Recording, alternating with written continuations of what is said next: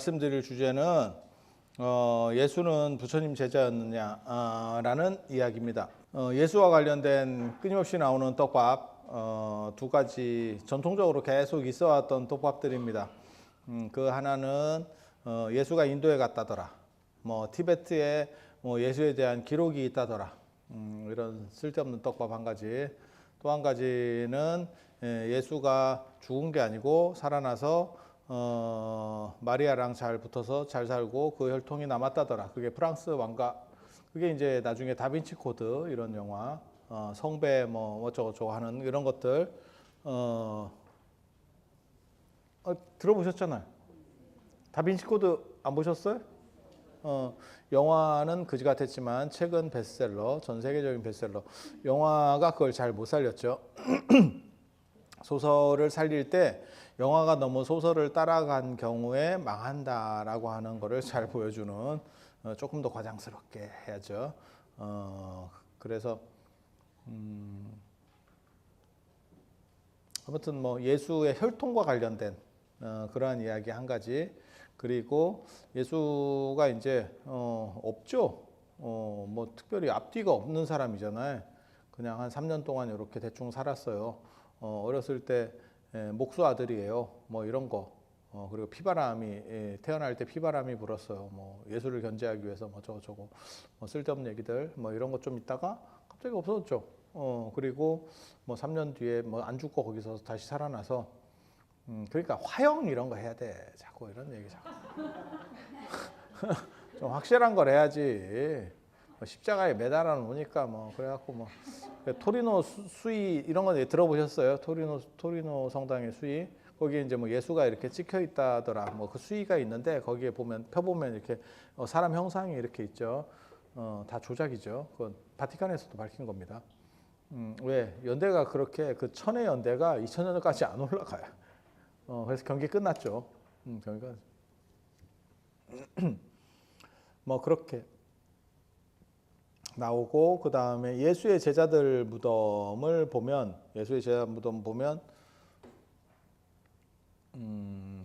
야곱 무덤이 산티아고 길입니다. 산티아고 길의 끝에 있는 게 산티아고 순례길 들어보셨잖아요. 요즘 순례 어쩌고 우리나라도 뭐 하면서 댕기는지 모르겠는데 올레길 둘레길 하면서 막 5만 3천을 다 지신밟기를 하고 다니잖아. 길 문화에서 가장 전설적인 길 아니면 가장 인지도가 높은 길 산티아고 길. 두 번째가 일본 시코쿠 순례길. 시코쿠 순례길 처음 들어봤구나. 88개의 절들을 이렇게 순례하면서 다니는 시코쿠 순례길. 홍법대사가 공에 후카이가 이렇게 가는 그 순례길이 있어요. 원래 이 걷는 길의 문화들이 사실은 순례길과 관련되는 거고, 그 산티아고 순례길에서 맨 마지막에 콤푸스텔라 그 성당이 야곱 무덤입니다. 야곱 무덤. 몰라 야곱 무덤인지 뭔지 말 같지도 않은 헛소리지. 그게 예수 제자 무덤이 왜 갑자기 발견이 돼? 말 같지도 않은 얘기예요. 그런데 이제 누군가 또 조작했지. 그 부분을 이제 조금 국가를 안정시키기 위해서 이제 우리나라가 떡상하겠습니까? 이러면서 이제 또 기독교적으로 이제부터 하는, 보통 그렇게 많이 해요. 그렇게 해서 아니 그게 연대가 진짜 예수 정도 비슷하거나 안 그러면 예수 죽고 한 200년 이러면 좀 말이 되는데 전혀 동떨어져. 그러다 갑자기 양치는 놈이 비친다 그래갖고 파보니까 야곱 무덤이에요. 내가 스리랑카의 그 불치사의 부처님 사리도 무슨 개구라 내가 이렇게 얘기하잖아. 그게 이유가 뭐냐? 걔네가 500년대인가 들어가요. 그 사리가. 부처님 당대는 아니더라도 부처님 돌아가시고 한 200년 뒤에 스리랑카 불교의 개창자가 마힌다하고 쌍가미타 그 아쇼카 왕의 아들과 딸이니까 걔네가 갖고 갔어요. 그러면 오케이 이렇게 생각할 건데 AD 500년대 우리나라에 372년에 불교가 들어오고 384년에 백제에 불교가 들어오는데 500년 되면 우리나라에도 불교 들어오고 한참 지나서. 그런데 거기에 사리가 왔대. 야, 천년 지난 거를 믿어야 되나라고 생각하는데 실제로 그 사리를 보면 치아인데 이만하죠. 이게 사람 이빨 어떻게 해야 사람 이빨이 이렇게 될까요? 라는 생각이 드는 거지. 왜? 내가 신심이 부족해서. 내가 스리랑카 불교도들보다 신심이 부족해요. 그래서 산티아고 순례길 다니는 사람은 믿는 거죠. 다 믿는 건 아니고 이제는 지금 이제 어떻게 보면 관광 코스 비슷하게 됐잖아. 그래서 예전 사람은 믿었던 거고 그냥 앞뒤 이렇게 보면 좀 웃기죠. 좀 웃기죠. 그냥 조작한 느낌이 너무 세게 나죠. 그래서 거기 있고 또 이제 무덤 예수 제자 무덤 중에서 제일 유명한 거는 베드로 성당이죠. 바티칸의 베드로 성당. 베드로 뼈 위에다가 이렇게 했다는 거죠. 베드로 뼈를 또 어디서 구해 와가지고 그걸 또 했다는 거죠. 어디서 구했는지 잘 모르겠는데 아무튼 일단 베드로 뼈. 그래서 베드로 성당. 바티칸 가보시면 그거 대단하죠. 진짜 어떻게 보면 유럽 건축을 대표하는 건축이죠. 그거 지으면서 돈 떨어져서 그 면죄부 팔고 그렇게 해서 막 셀이 넣었더니 이제 어떻게 보면 천주교가 휘청휘청했죠. 휘청휘청했죠. 그게 이제 베드로 성당. 그리고 또 뭐가 있냐면 또 하나는 아이러니하게도 인도에 있습니다. 도마 무덤. 인도의 예수의 12제자 중에 한 명이 인도 남인도의 첸나이에 있습니다. 첸나이에 제가 가봤습니다. 이게 이제 어떻게 보면 또 다른 떡밥과 연결되는 부분이죠. 예수 제자가 왜 인도? 아니 좀 그렇잖아. 너무 먼 거 아니요? 라는 생각을 할 수 있고 그거 말고 이제 조금 유명한 사람 무덤이 베네치아에 있죠. 마르코 광장. 그게 마르코 성당 때문에 그렇죠. 마르코가 마가입니다. 누가 마가, 요한 뭐 이렇게 할 때 그 사대복음의 어떻게 보면 저자 마르코 마가예요. 산티아고는 야곱이고 뭐 그렇게 그렇게. 그래서 인도의 남인도에 왜 라는 이제 마크가 찍히게 되는 거죠. 그리고 참고로 말씀드리면 저는 예수가 실존 인물인지를 정확하게 판단할 수가 없다라고 생각하기 때문에 예수가 뭐 인도까지 와서 부처님 제자가 됐는지 불교도가 됐는지 쉽게 말해서 부처님 제자가 될 수는 없고 연대상 불교를 뭐 배웠다 뭐 이런 썰이 있는 거예요. 썰이. 그런데 뭐 모르겠고요. 정확하게는 모르겠고 왜냐하면 실존 인물인지도 잘 모르겠는데 이게 말이 되나 싶은 거죠. 그래서 정확한 판단은 잘 못하겠는데 아무튼 동쪽으로 갔다 서쪽으로 갔다 예수가 안 죽었다를 필두로 해서 동으로 갔다 서로 갔다 두 가지 설이 있는 거예요. 서로 가면 다빈치 코드, 동으로 가면 불제자였다, 불교 제자였다 이렇게. 그 썰이 그 동으로 갔다 썰이 그러니까는 예수 기독교가 뜨고 난 뒤에 일이겠지. 그러니까 예수라는 사람이 논점 안으로 들어오게 되는 거지. 초대교회 예수 그지 같았거든요. 그 상황 자체가 별로 좋지 않았었고 그래서 훨씬 후대에 아마 만들어지기 시작하는 일들일 거예요. 그래서 어떻게 보면 그렇게 해서 끝난 게 아니고 또 다른 방식의 삶으로 이어졌다. 라는 주장을 걔네들이 하고 있는 거고 그렇게 해서 동으로 갔는지 뭐 서로 갔는지 동으로 서로 가서 뭐 프랑스 왕조의 시조가 됐는지 뭐 어쩐지 모르겠어. 그건 아무튼 다빈치 코드야. 그렇게 되면 서로 가면 다빈치 코드, 동으로 가면 불제자였던 예수. 그리고 우리 어렸을 때는 예수가 인도로 갔다라고 하는 책이 상당히 유행을 했었습니다.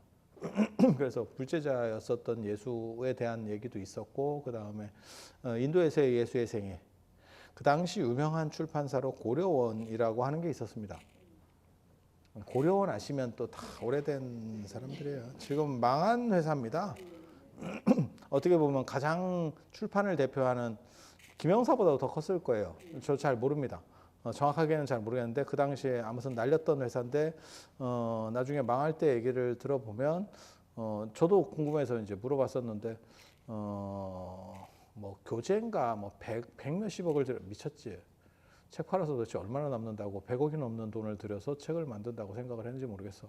그래서 그게 잘못돼서 잘 안 팔려서 망했다라고 하더라고요. 그걸 이제 뭐 보충을 못 하고.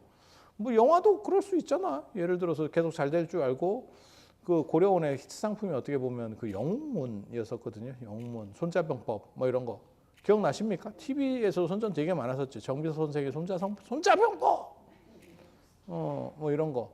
그 다음에 영웅문 뭐 이래가지고 진짜 많이 팔렸던 진짜 어떻게 보면 베스트셀러 중에 베스트셀러였었는데 저도 그런 책이 되고 싶습니다. 내 책은 안 되고 내 책은 언제 TV에 광고 한번 나올라나. 왜 한숨을 쉬고 그래? 될 수도 있는 거 아니야? 왜 한숨을 쉬고 그래? 그렇게 해서 제가 또 어렸을 때 중고등학교 때 그런 또 쌉소리 또 굉장히 많이 읽을 때 쫙 또 봤었잖아. 그때 한참 유행하던 게 뭐가 있었냐면 그런 책이 잘 팔리는 게 아니고 기독교에서 그걸 묻으려고 책을 사서 다 어디 소각하고 있다더라. 그런 썰까지 막 서울에 돌고 있었어. 이게 서울에 말 같지도 않은 소리 다 그냥 정확하게 얘기하면 지금 알려진 그러니까는 성서가 그거는 정본이고 걔네들이 종교회의를 통해서 정본을 뽑아놓은 거고 그 외에 많은 그룹들이 있어요. 그러니까 뭐 무슨 얘기를 하려고 하는 거냐면 춘향전 뭐 이런 거가 우리가 알고 있는 춘향전 말고 버전이 수십 가지가 있어요. 그래서 제가 그런 얘기 하잖아. 춘향이 이몽룡이 끝까지 안 돌아왔다도 버전도 있고 춘향이 생각보다 거지같이 생겼다. 그래서 짝사랑하던 거였다. 실제로는 그런 버전도 있어. 근데 저는 그런 여러 가지 버전들 얘기를 들을 때 가장 설득력 있었던 거는 안 돌아왔다. 좀 잔인하긴 한데 그게 오히려 설득력이 있지 않았나. 현실적으로는 과거급제를 한 사람이 기생딸하고 살면 과거급제 해도 아무 소용 없습니다. 끝입니다. 인생 끝입니다. 그게 쉽지가 않아. 그게 쉽지가 않아. 현실적으로 그 당시 현실로 봤을 때. 지금이야 뭐 그런 게 없는 시절이니까 그런데 그래서 여러 가지 썰들이 있어. 여러 가지 썰들이 있어. 그 수십 종류가 되는데 그런 것들을 정본을 만들어내는 거죠. 그리고 그건 이제 판소리와 관련해서 이제 신재효라고 하는 사람이 정리를 하는 거잖아. 들어봤잖아 다. 그 교과서에 나오잖아. 그죠? 그 신재효가 얼마 안 된 사람이거든요. 그렇게 오래된 사람이 아니에요. 그러니까 이게 정리가 잘 안 되고 계속 여러 가지 버전들이 막 동네마다 중구난방으로 지팔 지흔들면서 존재하고 있었다더라.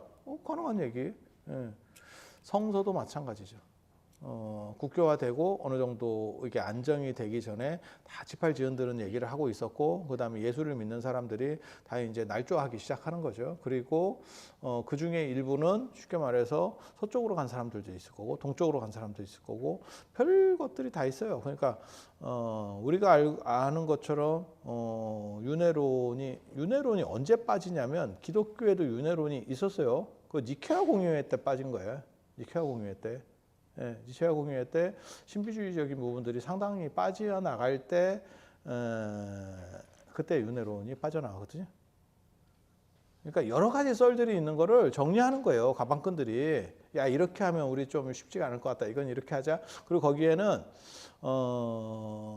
합리적 판단도 있고 그 다음에 종교적 판단도 있고 그 다음에 세력적 판단도 있어요. 그러니까 저거를 전제하는 놈들이 우리 경쟁 상대야. 그러면 그걸 이단으로 규정해서 걔네 집단 자체를 조져버려. 이해가 됩니까? 정치권도 뭐 그런 거 있잖아. 국가를 위해서 다 여당이든 야당이든 일하시는 분이지만 때로는 어떤 거를 조지기 위해서 뭘 하는 것 같다라는 느낌이 이렇게 싹 들 때가 있죠. 저거는 좀 심한 것 같은데 저렇게까지 해야 되나? 싶을 때도 있죠. 그건 뭐 사람마다 좀씩 다른 거니까 같은 동종업계끼리 꼭 저렇게까지 해야 되나요? 도 있는 거예요. 그래서 그런데 동종업계니까 그런 겁니다. 왜 당파 싸움에서 꼭 그 사람들을 죽이려고 했을까를 생각해봐요. 동종업계이기 때문에 걔네가 살아있으면 다시 불씨를 가지고 우리를 죽일 수 있기 때문에. 그래서 생각보다 동종업계끼리 조지는 게 훨씬 강력해요. 그래서 인도 쪽으로 간 팀들도 있고 그들은 예수의 정당성을 주장하기 위해서 자기네 기록 속에 예수를 집어넣어버린 거죠. 우리가 정통이야. 그런 썰들이 일부 있었던 것 같아. 그리고 그들이 얘기하는 주장들에 도마복음도 그렇고 그들이 얘기하는 주장들에 의외로 불교하고 연결점이 있는 것들이 있어요. 그래서 예수가 붓다의 제자였지 않나라는 썰들이 있는데 사실은 그 문제는 이해하기가 쉽습니다. 왜? 불교가 경전이 한두 개가 아니고 이따시만큼 있기 때문에 비슷한 걸 찾으면 찾을 수 있습니다. 저는 우리 선생님이 예전에 그 말 하신 게 되게 재밌었는데 어저께 제 취임식 때 오셨는데 사람 많아서 못 보고 가요 이렇게 하더라고. 그래서 아유 세상이 참 바뀌었구나라는 생각을 했거든. 그 어른 잘 나갈 때 내가 얘기하면 콧등으로도 안 듣더만. 정년퇴직하고 이제 쓸쓸하니까 반갑다 친구야. 이러면서 인생이 다 그렇지. 그런데 그 어른이 저한테 그 얘기 해준 건 되게 재밌어요. 불교는 자료가 많고 쉽게 말해서 경전이 많기 때문에 어떤 사안에 대해서 그렇다라는 거를 주장하기 위해서도 그렇다를 주장해도 한 수레가 나오고 아니다를 주장해도 한 수레가 나온다. 경전이 너무 많은 거예요. 그래서 기독교에서 주장하는 기독교의 특수파들이 주장하는 것들과 일치되는 것을 찾으려면 찾을 수 있는 거야. 이해가 됩니까? 그렇다고 해서 그것이 꼭 예수가 인도까지 왔느냐? 그러니까 인도로 전파된 기독교파도 존재했던 거야. 근데 나중에 인도에서는 쉽게 말해서 힌두교나 이런 애들한테 다 갈려버린 거지. 이해가 됩니까? 불교도 로마로 갔다니까. 불교가 로마로 갔다니까. 언제? 아쇼카 왕 때? 그때는 로마가 제대로 작동하기 전인데 서쪽으로 갔어요. 그때 법대관을 파견했다라고 하는 내용들이 나오거든요. 그런데 그쪽에 왜 영향력이 안 남아 있습니까? 그쪽 문화가 어느 정도 이상 방어력이 되니까 갈려버렸죠. 제가 얘기했잖아요. 당태종 때 노자를 인도말로 번역해서 인도로 보냈다는 기록이 현장에 관련된 기록에 나온다. 하지만 인도 쪽에는 단 한 줄도 나오지 않는다. 갈린 겁니다. 그게 갈렸다는 뜻이 뭐냐면 개무시, 요즘으로 말하면 무풀입니다. 무풀. 아무도 보지 않았다. 이해가 됩니까? 그렇게 되는 거예요. 그래서 인도 쪽으로 온 사람들도 있고 그들이 어느 정도 이렇게 하고 자기네 당일성을 주장하기 위해서 인도적인 이야기들도 넣고 그다음에 불교적인 것도 좀 들어갈 수도 있고 이런 전승들이 남아 있는 거예요. 그래서 인도에서 예수의 생애 이렇게 해서 책도 있고 그런 것들이 있었어요. 근데 듣고 보면 그럴듯하지만 조금 더 자세히 보고 전문적으로 약간만 파고들면 애매하죠. 이게. 가장 대표적인 게 요즘 우리나라에 안 들어오더라고요. 예전에 저 어렸을 때는 서울에 되게 많이 있었는데 약간 중절모 쓰고 미국 사람이 둘이서 이렇게 서 있어요. 그게 몰몬교입니다. 몰몬교. 몰몬교. 그래서 제가 걔네한테 책도 얻어가지고 읽어보고 이랬었어요. 고등학교 때, 중학교 때인가 고등학교 또 그런 아무튼 미친 짓은 다 하던 폭풍 같던 시절이 있어서 오만 미친 짓은 다 나에게 와라. 그게 이런 때 이렇게 작동하리라고 누가 생각했어? 그 몰몬교 경전을 읽어보면 뭐가 있냐면 예수가 미국에 나옵니다. 그게 그래서 몰몬교가 대단하다는 거예요. 예수가 미국에 나와.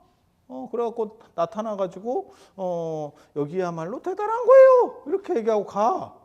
그게 걔네의 시작이야. 이해가 됩니까? 우리가 정상적으로 들을 때는, 그러니까 저 같은 사람은 예수가 실존 인물인지도 모르겠는데 뭐 미국에 재림을 해갖고 나오고 뭐 이게 무슨 개 쌉소린가 싶지만 한 번 더 들어보면 우리에게도 있죠. 하나님이었다가 돌아가신 우리 통일교도 있고, 강정산도 자기가 구천 황제래. 그래서 막 전 우주를 들었다 놨다 한대. 입으로는. 그런데 막상 제가 그런 분들 언제나 얘기할 때 늘상 하는 얘기 있잖아. 다른 거 힘들고 하지 말고 그때 일본을 좀 떼찌떼찌해서 우리나라를 좀 광복을 시켜주든지, 아니면 문선명 씨가 그렇게 대단하면 남북 통일을 좀 시켜서 저 북한 놈들 이렇게 좀 싸대기를 몇 대만 때려가지고 이렇게 좀 해주면, 그리고 조금 더 능력이 있으면 고구려 땅까지 약간만 이렇게 좀 해주면 그런 생각이 드는데 그냥 입만 계속 털죠. 나랑 똑같지. 입만 털어. 입만 털면 너랑 나랑 차이가 뭔가 싶은 생각이. 그나마 나는 근거 있는 걸 터는데 그거는 자기 주장만 털어. 주장만 있지 근거도 없어. 그렇대. 아니면 말고. 그래서 그 몰몬교를 생각해 보면 인도로 내려온 어떠한 기독교 파가 인도 문화와 섞이는 과정에서 그때 불교가 잘 나갈 때, 그럼 불교 문화가 당연히 들어갈 수 있죠. 우리가 요 전 시간에 그 얘기 했었잖아. 중국 39위 화엄성중이 우리에게 들어와서 우리 신들과 이렇게 물타기를 해서 에스프레소가 아메리카노가 됐다. 비슷한 식으로 변형될 수 있겠지.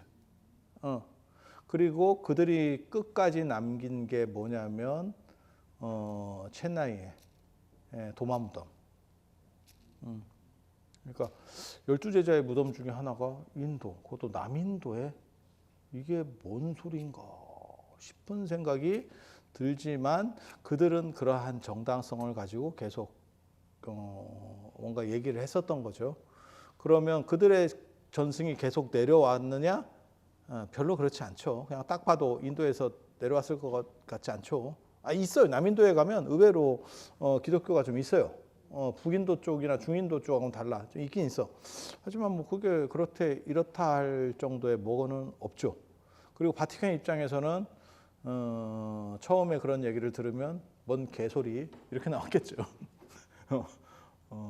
지금은 어느 정도 오히려 인정해주는 쪽이에요. 왜? 그렇게 해서 세력을 넓혀야죠. 인도 쪽에도 우리 이렇게 야 침발했다. 인도 한번 바르고 야 인도 사람도 많은데 이렇게 해야 들어가기가 좋죠. 그래서 그런 정도 생각하시면 돼요. 참고로 말씀드리면 우리나라에도 예수가 왔다 갔다는 소리 있어요. 남해 쪽으로 왔대. 이게 또 뭔가 싶은데 이게 뭔 이런 헛소리들은 진짜 많아요. 그리고 뜬 사람한테부터. 그리고 이런 비슷한 유형이 불교에 있습니다. 예수와 비슷한 유형이 불교에 있습니다. 달마입니다. 달마도 실존 인물인지 누구를 가리키는 정확하지 않아요. 그런데 혈맹론 뭐 이래갖고 달마가 저술했다라고 하는 책도 있고, 그 다음에 무슨 양자강을 건널 때 달마가 장강을 건널 때 무슨 가랑잎을 타고 건넜다는 둥 별놈의 얘기들이 막 중구난방으로 많죠. 그런데 되게 웃기는 거는 남인도 출신이라고 이렇게 나오고 그게 향지국이라고 나오는데 실제로 문헌들을 다 찾아보면 향지국이라는 게 생각보다는 적고 아버지가 이름이 향지였다 이렇게 나오는 경우가 더 많고, 요즘은 뭐 그런 거 할 일 없으니까 제가 옛날에 그런 거 찾았어요. 왜? 그럼 뭐 하는데? 밥 먹고 뭐 하는데? 그리고 갈 때는 또 육로로 가잖아. 남인도면 해상 실크로드가 바다로 가야 돼요.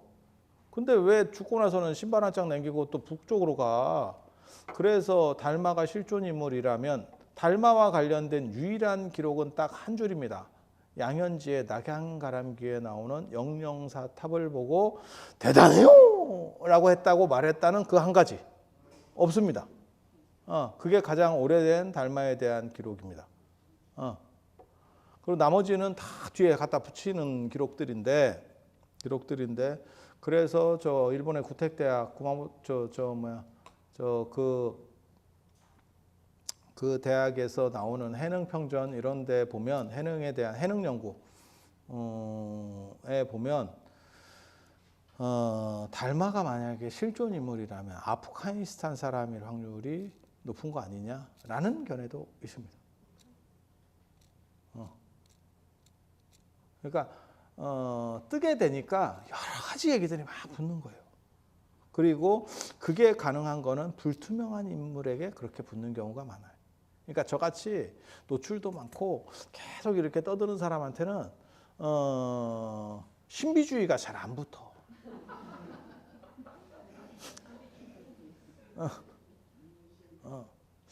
외국에 나가서 누구랑 같이 산다더라. 나갈 시간이 있냐? 나갈 시간이 있냐 내가? 은둔하고 있어야 뭐 시간이 있지. 물론 뭐 일론 머스크처럼 그렇게 바쁘신데도 자식이 10명이나 되시고 이런 능력자도 있는데 하여간 그분은 재밌어. 참 왕성하십니다. 나랑 동갑인데 왕성하십니다. 어떻게 그걸 다 하지? 쉽죠. 근데 저한테도 사람들이 어떻게 그걸 다 하지?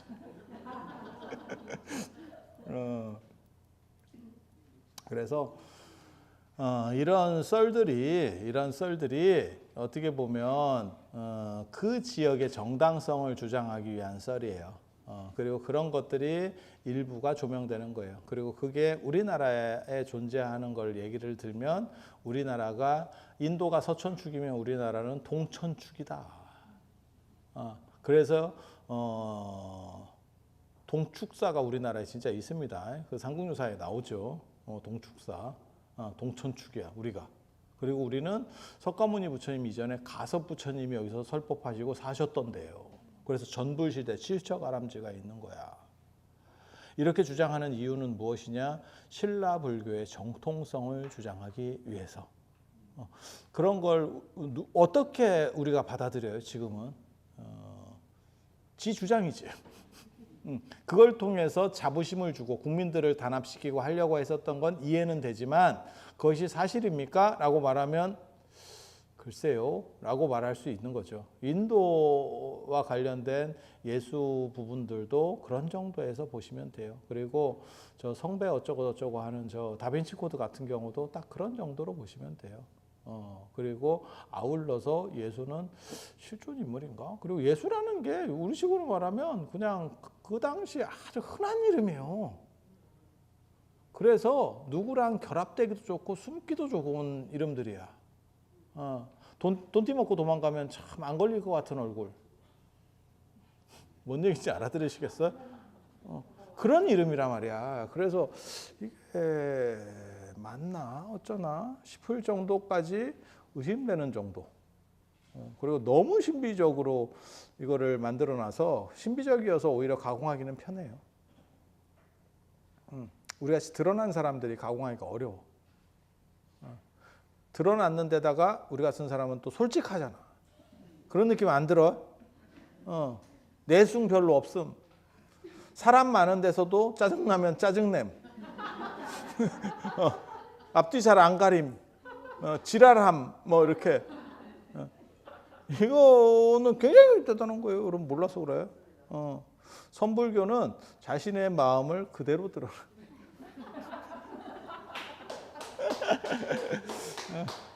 자, 오늘 예수는 불교도였던가에 대한 이야기 이런 정도로 정리해드리고 다음 시간에 주제가 뭐죠? 아니요. 오늘 얘기해 줬어. 얘기해 줬어. 얘기해 줬는데 제가 다다음 시간에 백중 이야기를 한다고 그랬고 우리 법사님이 말씀을 해주셨어. 임진왜란 때 스님들이 칼과 창을 든 것은 옳은 결정인가? 라고 하는, 쉽게 말해서 종교적인 가치를 우선할 것이냐, 국가의 보호라는 가치를 우선할 것이냐. 지금도 있을 수 있는 주제예요. 여호와 증인은 국방의 의무를 안 하고 깜빵을 가는데 그게 정당하냐? 아니, 지금도 있는 얘기예요. 양심적 병역 거부자, 나는 살생 이런 거 자체가 싫어. 그렇게 주장했을 때 걔를 군대에서 빼줘야 되느냐? 그렇게 해서 빼주려고 그랬더니 게임은 맨날 쳐 죽이는 그런 게임을 하고 있었더라. 아니 진짜 이거 언론에 나온 얘기예요. 그렇게 맨날 네가 사람 쳐 죽이는 게임만 직사게 하던 놈이 갑자기 군대 오라니까 저는 살생이 싫어요. 그러면 이 쳐 죽인 건 뭐였냐? 이랬더니 그건 살생이 아니잖아요. 그거는 그림이에요. 맞지? 그래서 뭐 그런 게 있죠. 그리고 여호와 증인이 그거 이제 병역 기피자로 걸릴 때도 걔가 얼마를 믿었는지를 조사합니다. 몇 년 댕겼냐? 왜 병무청 가기 한 달 전에 여호와 증인 갑자기 아니야, 다 있는 얘기야. 지금 제가 웃기는 것처럼 그냥 약간 희화해서 얘기할 뿐이지 실제로 논점들이 다 있는 얘기예요. 그래서 임진왜란 때 국가가 위험할 때 나서야 되느냐 아니냐에 대한 이야기, 정당성은 도대체 무엇일까? 이런 건 답이 있는 문제는 아니에요. 열린 결말의 이야기들입니다. 그래서 그런 것들에 대해서 한번 정리해 드릴 수 있도록 그렇게 하겠습니다. 자, 들어주셔서 감사합니다.